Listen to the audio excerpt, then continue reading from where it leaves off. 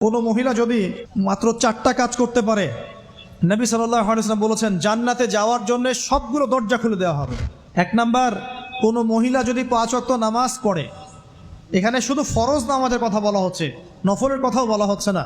2 number, যদি একজন মহিলা রমজান মাসে সওম রাখে, ফরজ সওম, ফরজ রোজা, নফল রোজার কথাও বলা হচ্ছে না। 3 নাম্বার, যদি মহিলা, একজন নারী যদি তার সতীত্বকে হেফাজত করতে পারে, পর্দা মেনে চলতে পারে। এই পর্দা বলতে আমরা ডিজিটাল বোরখা বোঝাচ্ছি না।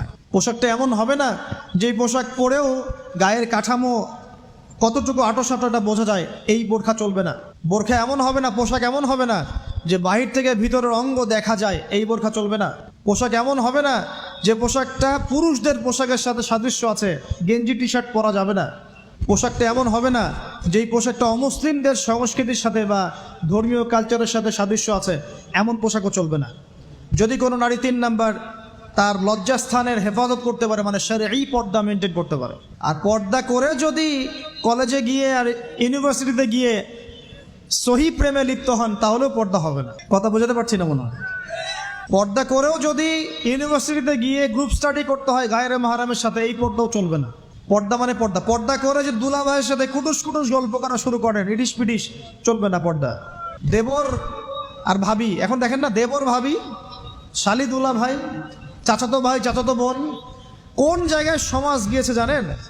এমনও নিউজ বাংলাদেশে এসেছে, নাউজুবিল্লাহ বলতে বলতে রুচুতে বাঁধে, যে বাবা মেয়ের সাথে পর্যালোচনা করে ফেলেছে। এই ঘটনা জানেন না? বাংলাদেশে একাধিক ঘটনা ঘটেছে। আস্তাগফিরুল্লাহ, ইন্না লিল্লাহি ওয়া ইন্না ইলাইহি রাজিউন। কোন যুগে আছেন চিন্তা করেন। আমর বিল মারুফ নাহি আনিল মুনকারের কাজ করবেন। প্রত্যেক মাসে কিছুটা সময় আল্লাহর রাস্তায় দেওয়ার চেষ্টা করেন। 1 দিন হোক, 2 দিন হোক, 3 দিন হোক, 7 দিন হোক, আপনি চেষ্টা করেন আল্লাহর পথে সময় দেওয়ার জন্য। আলেম ওলামার সোহবত লাগবে, একা একা চলা যাবে না।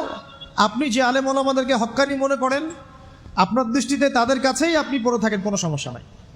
পরামর্শ ভিত্তিক চলবেন এবং আলেমদের মাঝখানে বিভক্তি সৃষ্টি করবেন না, ঐক্যবদ্ধতার চেষ্টা করবেন। আল্লাহ পাক তৌফিক দান।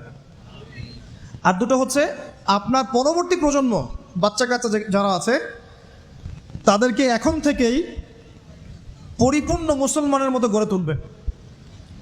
আইডল দিবেন। তোমাদের আইডল হচ্ছে ওমর রাদিয়াল্লাহু আনহু, তোমাদের আইডল খালিদ বিন ওয়ালিদ, তোমাদের আইডল আলী রাদিয়াল্লাহু আনহু, তোমাদের আইডল আবু বকর সিদ্দিক, তোমাদের আইডল হচ্ছে তারেক বিন জিয়াদ, মোহাম্মদ বিন কাসিম। এই যে আপনাদের এই এলাকায়, চিটাগাং এলাকায় কত আলেম ওলামা, ওলিয়া উলিয়ার পদচারণা ঘটেছে জানেন? ইতিহাস পড়ে দেখবেন, আপনি ইতিহাস পড়তে পড়তে শেষ করতে পারবেন না। সেই মুঘলদের আগে পর্তুগিজরা, তার আগে আরও মানুষ এসেছে, আরও বণিকরা এসেছে, সুফি দরবেশরা এসেছেন, পীর সাহেবরা এসেছিলেন, বড় বড় আল্লাহর ওলিরা এসেছেন, আসেন নাই? অনেক যুদ্ধ বিগ্রহ, জিহাদ হয়েছে এখানে। এমনি এমনি তো ইসলাম পায়নি এলাকার মানুষ। ইসলাম এখানে প্রচার করা হয়েছে, প্রতিষ্ঠা করা হয়েছিল। ইবনে বতুতা এখানে এসেছিলেন। হিস্ট্রি পড়ে দেখেন। তো আমাদের পরবর্তী জেনারেশনকে শেখাতে হবে আমাদের শেকড় কোনটা, আমাদের শেকড় ওদেরকে চেনাতে হবে। পারবো না ইনশাল্লাহ?